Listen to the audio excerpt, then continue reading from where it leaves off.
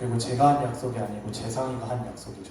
무슨 약속이죠? 선생님, 저 오늘 예배 끝나고 국어 공부하다 갈 거예요. 그렇게 저는 예슬이와 고영이와 하연이와 보드게임을 했죠.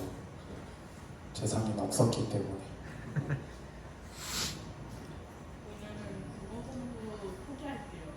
재상 이미 시험이 끝났는데 뭘 국어 공부해요? 아직 시험 안 했는데. 왜 아직도 안 해? 10월 30일에 국어 시험이 있어요. 아 진짜? 혹시 그러면 우리 시험 안 끝난 사람 손 한번 들어주실래요? 아 네, 여기까지 하겠습니다. 기도하고 시작했으면 좋겠는데요.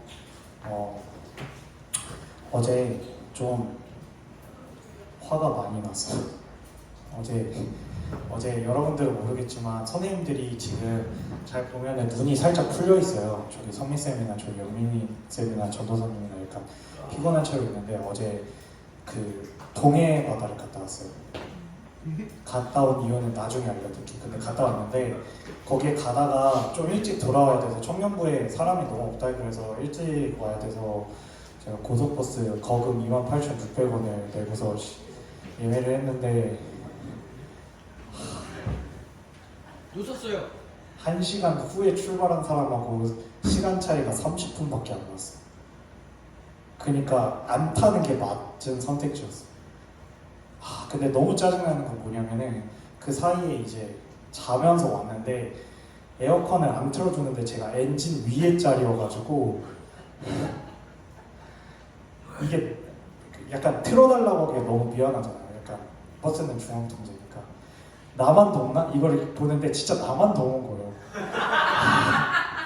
그래서 말을 못 하겠는 거예요. 그래서 막 후드 벗고 반팔로 막 이러고 하고 그래서 막 너무 짜증나가지고 영민이가 계속 이렇게 카톡 오는데 카톡도 답장도 하기도 싫고 그냥 짜증난다 그냥 계속 했는데 홍천역에서 딱 도착을 했더니 지금 고속도로가 너무 많이 막혀서 국도로 갔으면 좋겠습니다 라고 했어요.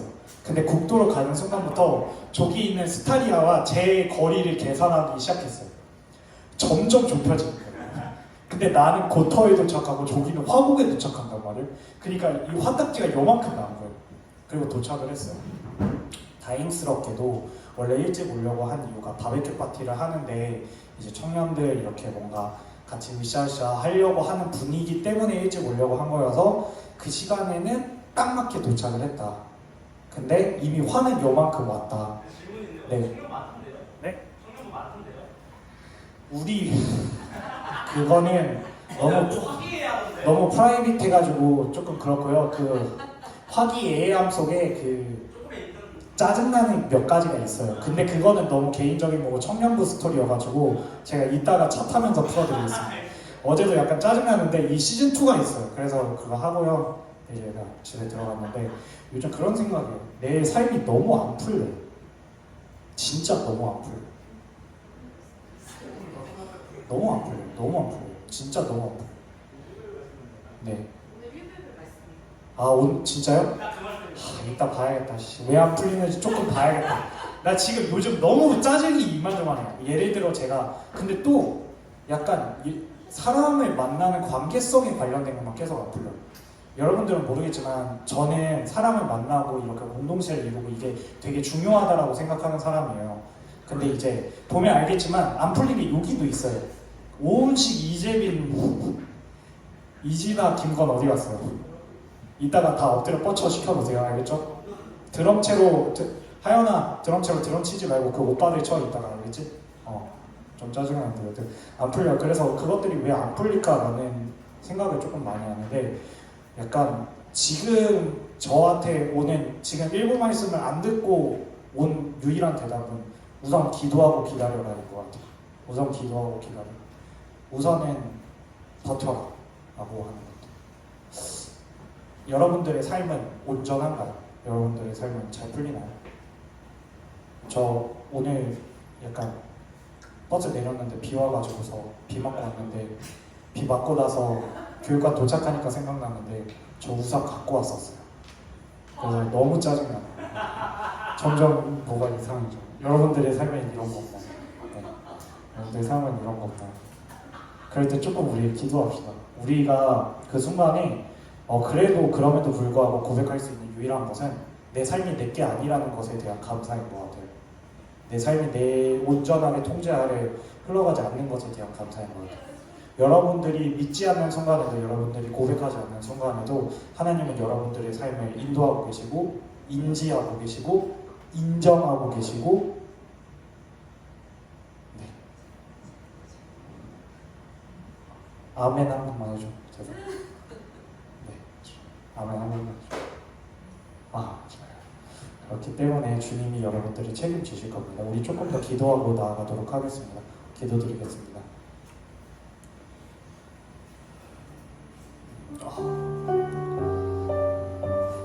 주님, 제가 주님을 바라봅니다. 내가 내 길 바라보고, 내가 내 길 바라보고, 내가 내 생각 바라보고, 내가 내 가치관 바라봤는데 이 세상에 되는 거 하나도 없는 것 같습니다. 주님, 세상의 힘은 너무나도 강하고 그 앞에서 나는 보잘것없고, 내 안에서 자랑할 것들, 장점들, 달란트라고 하는 그 모든 것들 주님 앞에 서면 너무나도 썩어 없어질 것이고 세상 앞에서도 그리 내세울 것 하나 없습니다. 그치만 그 썩어 없어지는 가운데, 세상 앞에서 무너지는 가운데 주님께서는 내가 너를 인정한다, 내가 너를 인지한다, 내가 너의 머리카락과 너의 눈물까지 모두 다 숫자를 세웠다라고 말씀하십니다. 어제 집에 왔는데 약간 조금 짜증이 너무 많이 와서 결국은 잠을 못 자고 조금 기도를 하다가 잠이 들었는데, 주님이 어떻게 역사하실지가 이제는 기대되지 않고 두려울 때라도 주님께서는 미래의 나의 웃는 모습을 보고 계신 줄을 믿습니다. 주님이 저를 키우실 것이고 여러분들을 키우실 것이고 우리 교회를 키울 것입니다. 나는 리더가 될 수 없어요. 나는 좋은 크리스천이 될 수 없어요. 나는 좋은 청소년도 친구도 될 수 없어요. 하지만 그렇게 고백하는 와중에도 주님께서는 내가 너의 좋은 친구고 너가 나를 닮아갈 것이다. 그리고 어느 순간에 너가 나를 증거할 것이다 라고 이야기해 주십니다. 너무나도 작은 고백이고 너무나도 작은 믿음이겠지만 그 마음을 조금이라도 가지셨으면 좋겠습니다. 제가 보기에 여러분들은 저희 세대보다 더욱더 뛰어나고 저희 세대보다 달란트가 더욱 많고 저희 세대보다 더욱더 교회를 세우는 공동체가 될 것이라고 믿어 의심치 않습니다. 여러분들 안에 있는 그 논리성과 여러분들 안에 있는 그 따뜻함과 여러분들 안에 있는 그 열정과 여러분들 안에 있는 그 위트가 주님이 보시기에 능히 합당하고 능히 아름다울 줄을 믿습니다. 나의 그 달란트 잊지 않기를 원하면서 예수님의 이름으로 기도드렸습니다.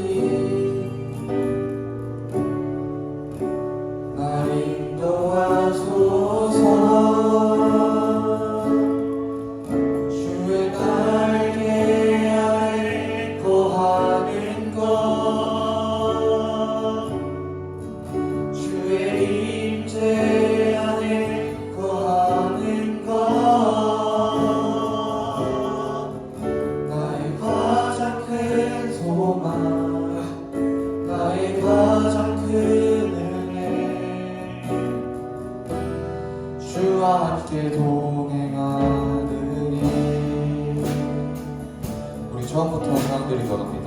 내 모습이죠. 내 모습 그대로 사랑하시네. 요약한 그대로 사랑하시네. 나의 모든 발걸음 주가 하시나니 날 인도하소서. 주의 날개 아래 거하는 것 주의 임재 안에 거하는 것 나의 가장 큰 소망 나의 가장 큰 은혜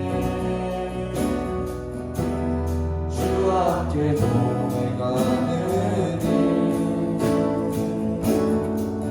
주의 날개 아래 거하는 것 주의 임재 안에 거하는 것 나의 가장 큰 소망 나의 가장 큰 은혜 주와 함께 동행하니 우리 함께 일어나서 찬양드리고 합니다.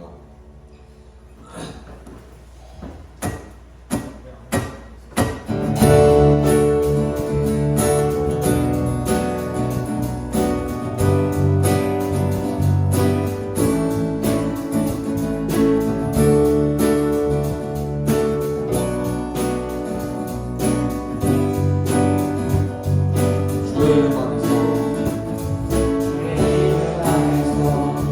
주의 성소 안에 영광스러운 곳에 우리 기쁘게 왔네. 거룩한 보좌 앞에서 따뜻함을 누리네. 우리 마음 경배하며 제사 드리네. 찬양의 제사 드리며 성소로 들어갑니다. 찬양의 제사 드리며 성소로 들어갑니다. 우리 모두 주님께 감사의 제사를 드리자. 우리 모두 주님께 기쁨의 제사 드리네.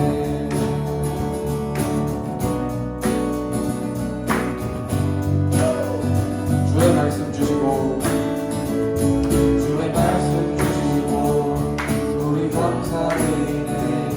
주의 날개 그늘이 우리 피난 초래네. 주의 피를 따르며 우리 주께 순종해. 모든 상황 속에서도 제사드리네. 찬양의 제사드리며 성소로 들어갑니다. 찬양의 제사드리며 성소로 들어갑니다. 우리 모두 주님께 감사의 제사를 드리세. 우리 모두 주님께 기쁨의 제사.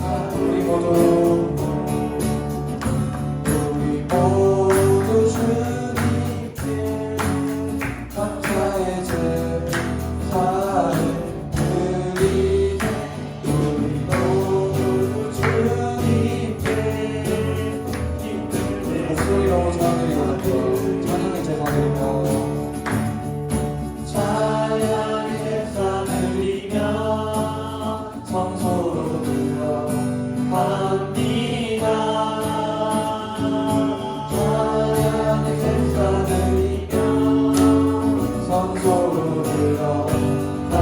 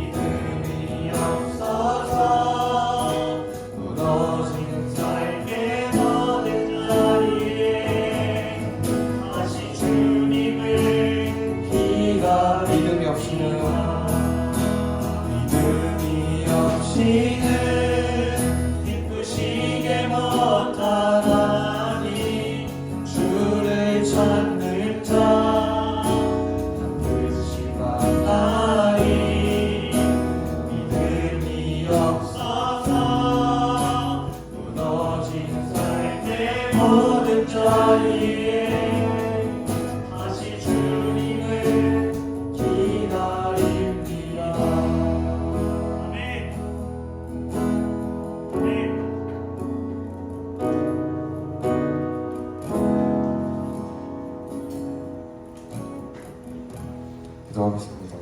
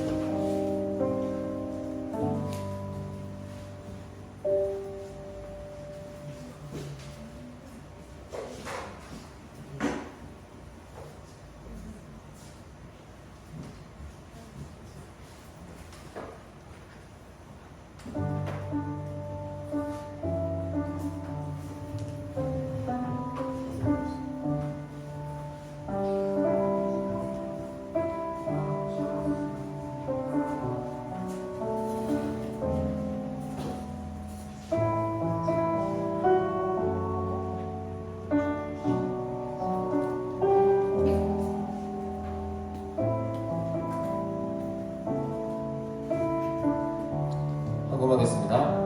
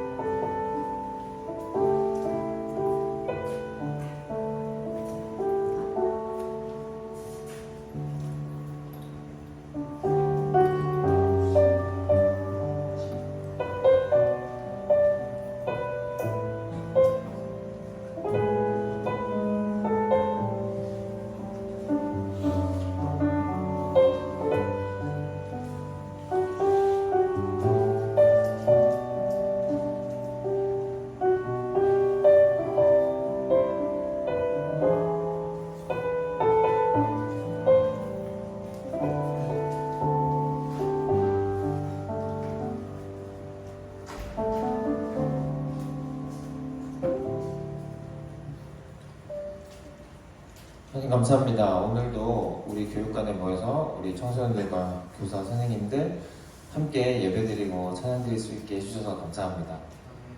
먼저 날씨가 추워졌습니다.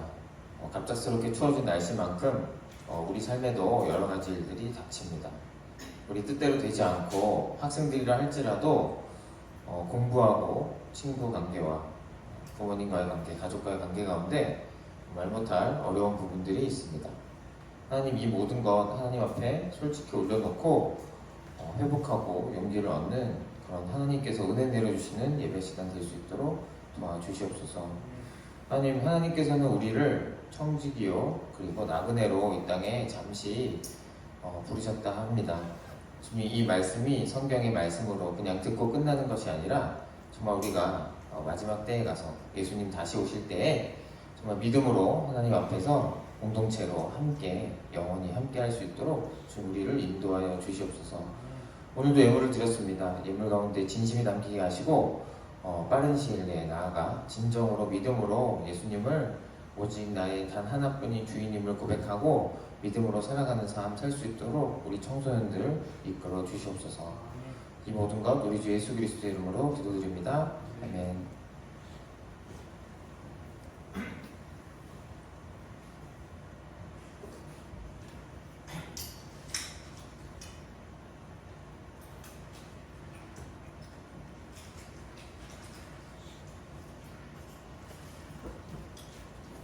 네, 반갑습니다 여러분. 10월 26일 청소년부 예배에 오신 여러분을 환영합니다. 자, 이제는 진짜 중간고사가 거의 끝난 거죠? 아까 재상이만 남았다고 했는데 재상이가 중간고사예요, 그게? 재상이 화이팅. 중간고사 아직도 안 끝났어. 10월, 중간고사인가? 어쨌든 재상 화이팅. 국어시험 맞는 거지? 재상 근데 너 이번 주에 원래 끝난다 그랬어. 알겠습니다. 이거 자세한 얘기는 나중에 하도록 하고 아무튼 여러분 중간고사 수고 많으셨고요. 앞으로 또 기말고사가 남아있는데 착실히 준비해 나가면 좋을 것 같습니다. 여러분 많이 힘들 것 같아요. 자, 그래서 오늘은 로마서 13장 1절부터 7절 말씀 함께 읽고 함께 말씀 나누도록 하겠습니다. 번갈아 가면서 읽을 건데요. 제가 먼저 읽겠습니다. 마지막 절은 함께 읽을게요. 사람은 누구나 위에 있는 권세에 복종해야 합니다. 모든 권세는 하나님께로부터 온 것이며 이미 있는 권세들도 하나님께서 세워주신 것입니다. 그러므로 권세를 받은 사람은 하나님의 명령을 받은 것이고 그를 따른 사람은 심판을 받게 될 것입니다. 치안관들은 좋은 일을 하는 사람에게는 두려울 것이 없고 나쁜 일을 하는 사람에게만 두려움이 됩니다. 권세를 행사하는 사람을 두려워하지 않으려거든 좋은 일을 하십시오. 그러면 그에게서 칭찬을 받을 것입니다. 권세를 행사하는 사람은 여러분 하나님의 유익을 주려고 일하는 하나님의 일꾼입니다. 그러나 그가 나쁜 일을 저지를 때에는 두려워해야 합니다. 그는 공연히 칼을 찾고 있는 것이 아닙니다. 그는 하나님의 일꾼으로서 나쁜 일을 하는 자에게 하나님의 진노를 집행하는 사람입니다. 그러므로 진노를 두려워해서만이 아니라 양심을 생각해서도 복종해야 합니다. 같은 이유로 여러분들 또한 조세를 받았습니다. 그들은 하나님의 일꾼들로서 바로 이 일을 하는 데에 쓰고 있습니다. 함께 읽겠습니다. 여러분은 모든 사람에게 의무를 다하십시오. 조세를 바쳐야 할 이에게 조세를 바치고 관세를 바쳐야 할 이에게 관세를 바치고 두려워해야 할 이는 두려워하고 존경해야 할 이는 존경하십시오. 네. 자, 오늘 그리스도인과 국가라는 제목으로 국가에 대해서 그리스도인은 어떻게 생각해야 될까 한번 생각해보는 시간 가지려고 합니다. 계속해서 기독교 세계관 함께 나누고 있는 거고요. 그래서 이제는 게시판에 새로운 질문들이 많이 안 올라오더라고요. 그래서 궁금한 질문 있으면 많이 이용해 주시고요. 그 재빈이는 좀 외로움이 해결됐나? 저는 여친 사귈 때까지 안 해. 그게 무섭겠는데. 사귀는 게 아니라. 아 오케이. 알겠습니다. 이거 자세한 얘기는 아무튼 지금도 외로움 중이기 때문에 솔직하게 얘기해 주셔서 고맙습니다. 어쨌든 이 질문들 궁금한 거 있으면 많이 활용해 주시고요.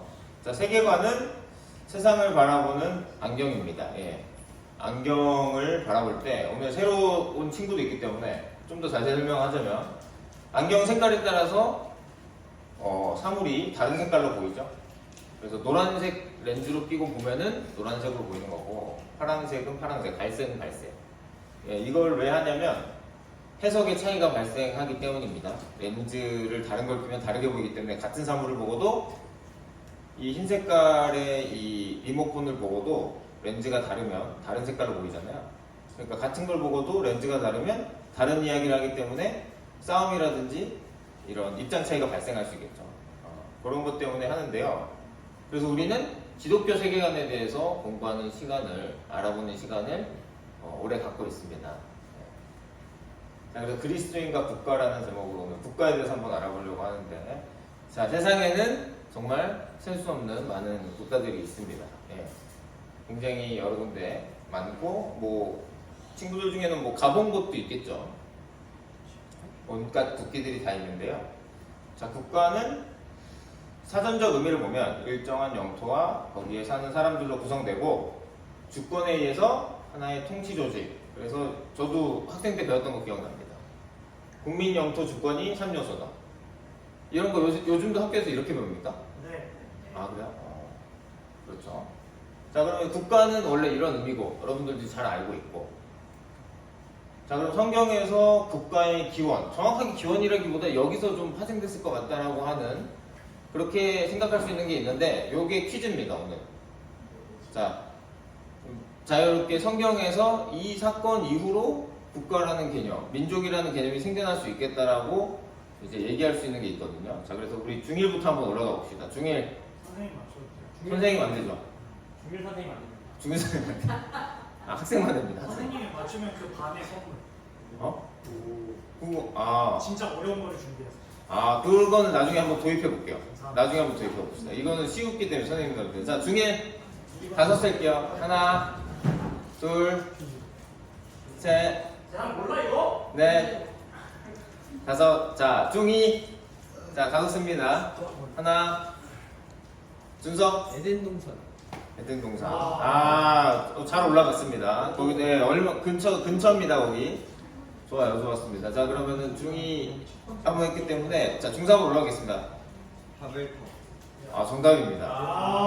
정답 유정아. 유정아 죽지 유정아, 않았어. 네. 바벨탑 사건 때문에 나뉘었잖아요. 이게 언어가 하나였다가 이 바벨탑을 올려서 하나님의 권위에 도전하는 행동을 하니까 하나님께서 언어를 흩으셨죠. 그래서 사람들이 말이 안 통하게 되니까 말이 통하는 사람들끼리 나눠진 겁니다.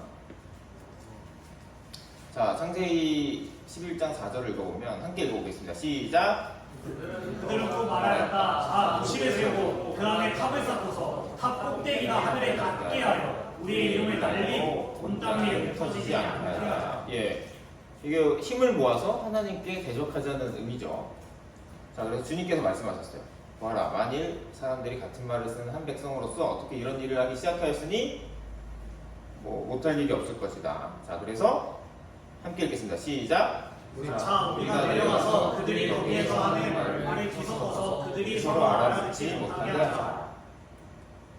그래서 주님께서 거기에서 그들을 온 땅으로 흩으셨어요. 그래서 그들은 도시를 세우는 일을 그만뒀습니다. 여기서부터 민족과 국가가 시작되었다고 볼 수 있겠죠. 자, 그래서 이런 국가나 민족의 출발은 사실 인간의 타락에서 비롯됐지만 이제 집단적 반란을 일으키시는 것을 이게 뭔가 뭐 군대를 권해서 처형하시거나 이렇게 하신 게 아니죠. 미리 이런 조짐이 일어나는 걸 보고 언어를 다양하게 주심으로써 흩으셨어요.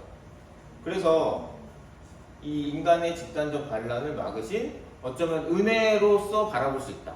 은혜의 증거로서 바라볼 수 있다라는 의견도 있더라고요. 학자들의 이런 의견도 있기 때문에 그래서 이 국가라는 것이 나쁜 것은 아니다. 그걸 얘기하고 싶었어요. 하나님께서 이렇게 민족과 국가를 나쁜 의도로 이렇게 하신 것은 아니다. 어쩌면 은혜로 이렇게 된 걸로 바라볼 수 있다. 물론 시작은 반란의 시작이었습니다. 그래서 로마서 오늘 말씀을 보면 이 권세에 대한 얘기인데요. 사람은 누구나 위에 있는 권세에 복종해야 합니다.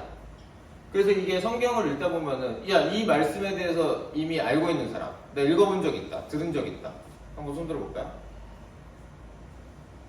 학생들 중에서 기억은 안 나지만 읽은 적이 있을 겁니다. 아마도 그럴 건데.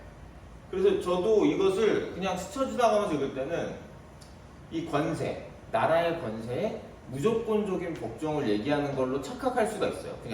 그냥 읽고 넘어가면.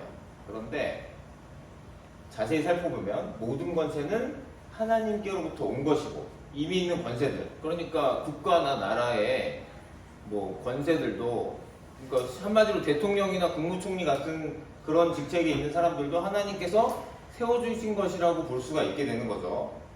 자, 그래서 권세를 거역하는 사람은 하나님의 명을 거역하는 것, 거역하는 사람은 심판을 받게 될 것이다. 그래서 이 사람들이 치안관들, 경찰도 칠 수 있겠죠. 좋은 일을 하는 사람에게는 두려울 것이 없고, 권세를 행사하는 사람을 두려워하지 않으려거든 좋은 일을 하십시오. 이렇게 돼 있죠. 자, 이렇게까지 읽으면 무조건적으로 복종해야 될 것처럼 써져 있지만 여기서부터 자세히 보겠습니다. 권세를 행사하는 사람은 각 사람에게 유익을 주려고 일하는 하나님의 일꾼입니다. 네, 그렇죠. 그래서 이렇게 치면 어떻게 되는 거냐면 나라의 공무원들도 성경에서 얘기하는 걸로는 하나님께서 세우신 일꾼이다 라고 얘기할 수 있죠. 그래서 나쁜 일을 저지를 때는 두려워해야 되는데 좋은 일을 하고 있으면 두려워할 필요가 없다는 거예요. 하나님의 일꾼으로서 나쁜 일을 하는 자에게는 하나님의 진노를 집행하는 사람이다. 그리고 하나님의 진노뿐만 아니라 양심을 생각해서 복종해야 된다. 여러분은 또한 조세를 바쳐야 되고 모든 사람에게 의무를 다해라. 두려워해야 할 일은 두려워하고 존경해야 할 일은 존경해라. 이런 얘기를 하고 있죠. 그래서 성경에서 이런 공무원들, 권세를 가진 사람들, 이런 사람들도 하나님의 일꾼으로 보고 있다. 그렇다면 하나님의 일꾼은 누구의 뜻에 따라서 일을 해야 되죠? 그렇죠. 하나님의 뜻에 따라서 일을 해야 되죠. 자, 그러면은 만약에 이런 높은 직책이 있는 사람이 하나님의 뜻에 반대되는 일을 한다 라고 하면 우리는 어떻게 해야 될까요? 성경에서도 네? 모래에 던져요. 폭력적인 방법은 안 좋을 것 같아요. 그래서 이제 의사표현을 할 수 있겠죠. 그래서 뭔가 국가의 권력이 하나님의 뜻에 반대되는 일을 하고 있다면 모든 사안들에 대해서 다 얘기를 할 수 없겠지만 그래도 정말 하나님의 뜻에 크게 반대되는 게 있다 라고 한다면 얘기를 할 수 있어야 됩니다. 이건 구약성경에서도 자주 볼 수가 있어요. 왜냐면 구약성경에서 유다 왕국에 왕들이 있잖아요. 왕들이 있는데 그 왕들이 하나님의 뜻에 반대되는 일을 하면은 하나님은 선지자를 시켜서 그 왕을 비판하게 했어요. 이렇게 하지 마라 너 지금 하나님의 뜻에 반대로 가고 있다. 너 이러다가 하나님께 반드시 심판받는다라고 얘기를 한 것을 우리는 알 수 있죠. 예레미야가 그 대표적인 예죠. 그래서 감옥도 갇혔는데 그렇듯이 우리가 물론 폭력적인 방법은 당연히 하나님께서 원하시지 않겠지만 우리가 국가의 정책이나 권세 높으신 사람들이 하나님의 뜻에 정반대로 가는 일이 있다고 한다면은 우리가 정말 그것에 대해서는 건전한 방법으로 의견을 표출할 줄 알아야 된다. 이런 얘기를 이렇게 해석을 할 수 있는 거죠. 그래서 모든 권세는 하나님께로부터 왔어요. 그리고 국가는 하나님의 일꾼으로서 선을 행하는 자는 칭찬하고 악을 행하는 자는 처벌하도록 이렇게 하나님께서 하셨다는 겁니다. 자, 그렇지만 그것이 하나님의 뜻에 반대되는 것이라면 우리는 건전한 방법으로 의사표시할 수 있어야 된다. 그 생각에 대해서는 차이가 있을 수 있겠죠. 하지만 이런 것들을 원리로 삼을 수가 있다. 그래서 우리의 정체성은 뭐냐? 첫 번째는 하나님 나라의 시민이다. 예수님을 믿는 사람은 이 땅에 있는 국가, 대한민국의 국민들이잖아요. 우리는 여기서 국적이 두 개인 사람도 있습니까? 예찬. 예찬이 어느 나라 국적 있죠? 미국. 미국에서 태어났나? 그렇군요. 예찬이는 국적이 그렇지. 그래서 그렇군요. 그렇지만 그것도 두 번째예요. 우리가 예수님을 믿는다고 한다면 하나님 나라의 하나님 나라의 그런 시민이면서 두 번째는 특정 국가의 시민. 우리는 대한민국. 예찬이 같은 경우에는 대한민국, 미국 뭐 이렇게 해서 여러 가지 관계가 있을 수 있겠지만 그래도 첫 번째 정체성은 하나님 나라의 시민이다. 기억을 해줘야 되고요. 그래서 하나님 나라가 먼저고 특정 국가가 두 번째. 이 순서가 중요합니다. 왜냐면은 우리가 따라야 될 가치는 이 하나님 나라의 가치이기 때문에. 왜냐면 특정 국가의 가치나 정책들은 하나님 나라하고 반대되는 경우도 있을 수 있거든요. 자, 그래서 건전한 건강한 국가 사랑과 우상 숭배에는 어떤 차이가 있는지, 국가 사랑을 하는 데 있어서도 건강하게 국가를 사랑할 수도 있고 아니면 국가가 우상이 될 수도 있습니다. 하나님과 뜻에 반대돼서 다른 길로 가버릴 수도 있는 거예요. 국가를 사랑하는 것이 모든 것이 다 능사는 아닌 겁니다. 그래서 하나님의 말씀, 우리는 성경이 기준이 되죠. 충돌하지 않는 한 국가를 지지하고 따라야 됩니다. 법을 지킨다던가 세금을 낸다던가 등등 해서 일반적으로 우리가 상식에 대해서 얘기할 때도 배웠듯이 상식적인 것들은 지켜야 돼요. 그래야지 본이 되죠. 이런 것들은 그리스도인들이 적극적으로 지키되, 근데 만약에 국가의 정책이나 법이 하나님의 말씀과 명백히 충돌할 때는 어떻게 될 것 같아요, 세상아?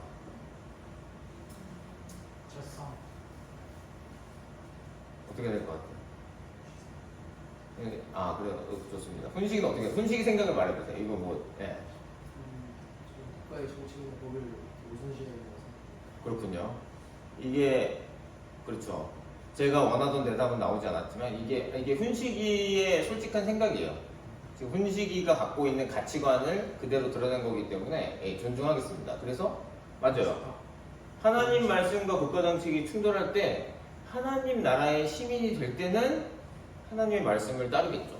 그렇지만 아직 하나님 나라의 시민이 안 된 사람들, 예수님을 진짜 주인으로 받아들이지 못한 사람은 당연히 국가의 정책이나 법이 더 우선시 될 수밖에 없겠죠. 이게 세계관의 차이고 국가를 바라보는 관점의 차이가 있는 거죠. 자, 그래서 성경에서도 예를 잘 찾아볼 수 있습니다. 작년에 우리가 함께 배웠던 사도행전 5장 27절에서 29절 한번 번갈아 가면서 읽을게요. 제가 먼저 읽겠습니다. 그들이 사도들을 데려다가 공의회 앞에 세우니 대제사장이 신문하였다. 우리가 그들에게 그 이름으로 가르치지 말라고 엄중히 명령하였소. 그런데도 그들은 그들의 가르침으로 예루살렘에 퍼뜨렸소.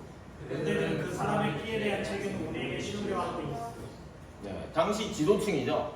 이 유대 사람들이 예수님의 이름으로 가르치지 말라고 명령을 했어요. 그런데도 따르지 않았죠. 계속해서 읽을게요. 베드로와 사도들이 대답하였다. 사람에게 복종하는 것보다 하나님께 복종하는 것이 마땅합니다. 이게 성경에서 나오는 대답이 될 수 있겠어요. 예수님 이름을 전하지 말라고 하니까 따를 수가 없다라는 거죠. 이 얘기는 작년에 많이 다뤘기 때문에 이 사람들이, 사도들이 목숨을 걸고 하나님이 전하라고 하신 예수님을 전하려고 하죠. 그래서 사람에게 복종하는 것보다 하나님께 복종하는 것이 마땅하다. 자, 그런데 이게 분별을 잘해야 된다. 성경에서도 지키라고 한 것들이 경중이 있을 거잖아요. 그런데 예수님을 전하는 것은 목숨을 걸어야 되는 일이 맞죠. 북한에서도 그래서 지하교회에서 목숨을 잃고 있는 성도들이 있잖아요. 그렇지만 사사로운 문제들에 있어서는 최대한 국가의 정책에 맞게 맞춰줄 필요가 있습니다. 하지만 명백하게 하나님의 뜻에 반대되는 것들은 따를 수가 없는 거죠. 그래서 이것들은 현대사회는 굉장히 복잡하기 때문에 성경의 원리나 사상에 대한 깊은 탐구와 또 이 사회가 흘러나는 그런 것들을 잘 분별해서 우리가 이런 것들을 판단할 필요가 있습니다.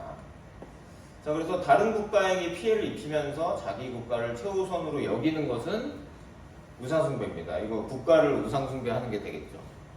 왜냐면 하나님 나라의 시민이 우선되지 않고 특정 국가, 대한민국, 아니면 뭐 미국, 캐나다 뭐 이렇게.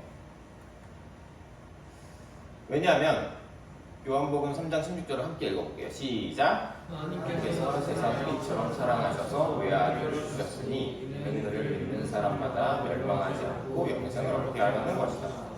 하나님께서는 온 세상을 이처럼 사랑해서, 그냥 세상을 사랑하신 게 아니죠. 온 세상에 있는 사람들을 사랑해서 외아들을 주셔서 멸망하지 않게 건져내신 건데, 이것은 국가하고는 관계가 없어요. 사람이라면 다 살려내시는 거예요. 대한민국 국민에게만 오신 게 아니기 때문에 우리는 이 사람들을 이렇게 온 인류의 관점에서, 온 세상의 관점으로 볼 필요가 있다. 그래서 하나님은 모든 민족과 국가를 사랑하신다. 우리나라가 최고라는 생각으로 다른 나라를 멸시하거나 차별해서는 안 됩니다. 그렇지만 세계사적으로도 이런 일들이 몇 차례 일어났었죠.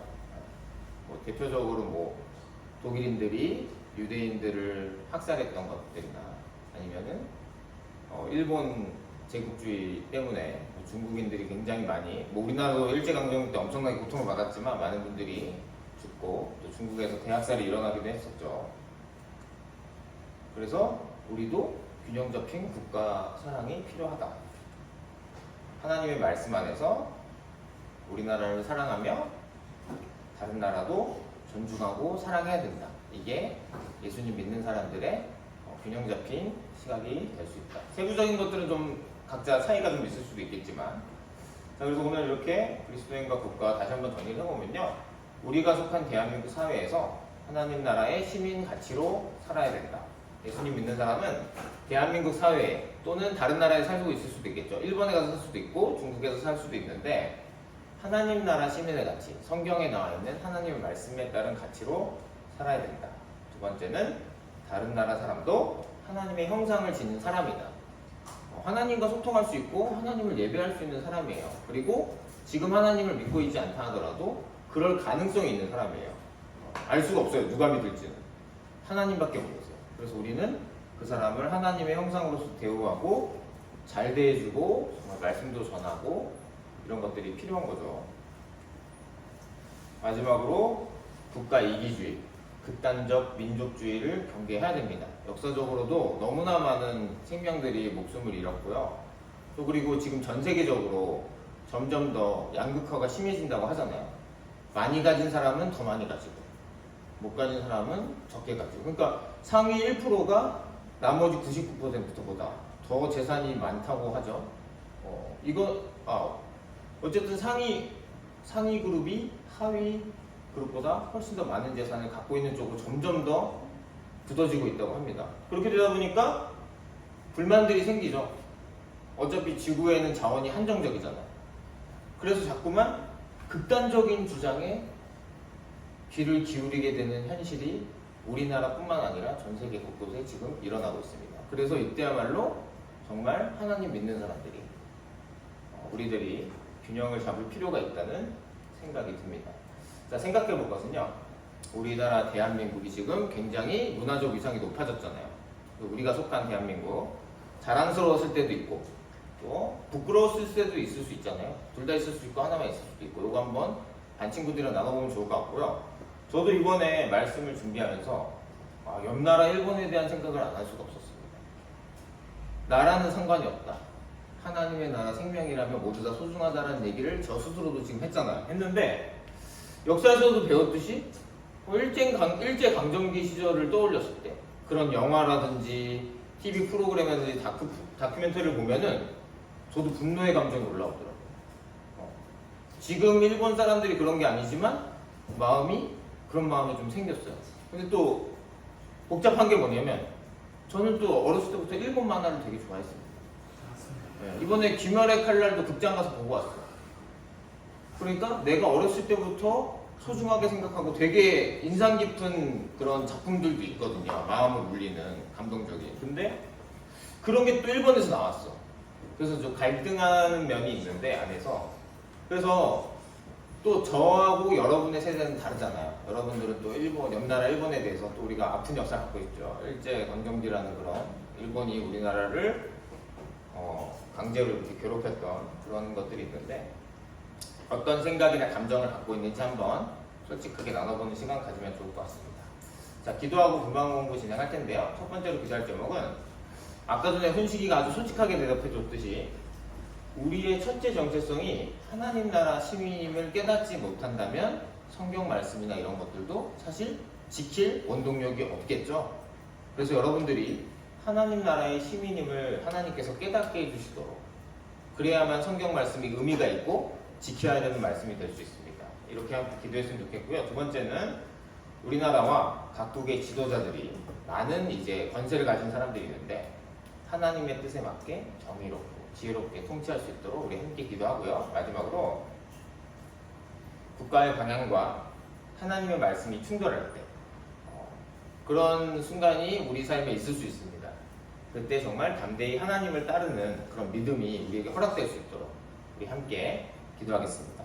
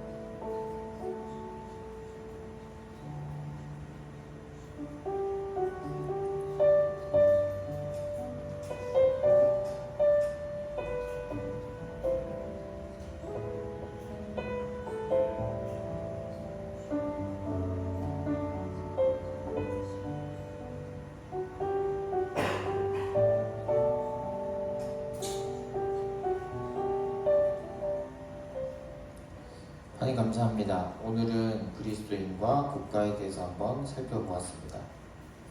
하나님, 우리가 하나님의 말씀을 생명처럼 소중히 여기고 따르기 위해서는 우리가 대한민국 국민을 넘어서 하나님 나라의 시민이 되어야 합니다. 하나님 나라 시민으로 우리를 변화시킬 수 있고 새로 태어나게 하실 수 있는 분은 오직 삼위일체 하나님 예수 그리스도 한 분뿐임을 고백합니다. 우리에게 은혜를 내려주시고 우리가 하나님 나라의 생명 얻을 수 있도록 인도하여 주시옵소서. 각국에 많은 지도자들이 있습니다. 권세를 가진 사람들이 있습니다. 그들이 하나님의 일꾼으로 세워진 것을 알고 정말 지혜롭고 정의롭게 통치할 수 있도록 주님 도와주시옵소서. 마지막으로 극단적인 사상으로 치닫고 있습니다. 삶이 힘들어지고 퍽퍽해질수록 극단적인 주장에 휘말릴 때가 많습니다. 이럴 때 우리가 균형을 잡고 삶 가운데서 하나님 나라의 가치로 살아갈 수 있도록 주님 인도하여 주시옵소서. 어느새 추워졌습니다. 연말이 얼마 남지 않았습니다. 기말고사도 남아있고 여러 가지 진학이나 진로를 위한 중요한 단계들이 남아있습니다. 하나님, 이런 것들을 해나갈 때 간혹 지칠 때도 있습니다. 정말 다 그만둬버리고 싶을 때도 있습니다. 주님, 이럴 때마다 우리를 붙잡아 주시고 힘을 주셔서 하나님께서 이끄시는 그 뜻대로 우리가 비록 앞으로 3분 뒤에 일어날 일도 알 수 없지만 반드시 하나님이 우리와 함께 하신다는 믿음으로 우리가 버텨내고 이겨나갈 수 있도록 주님 인도하여 주시옵소서. 이 모든 것 우리 주 예수 그리스도의 이름으로 기도드립니다. 아멘. 하나님께 영광의 박수 올리겠습니다.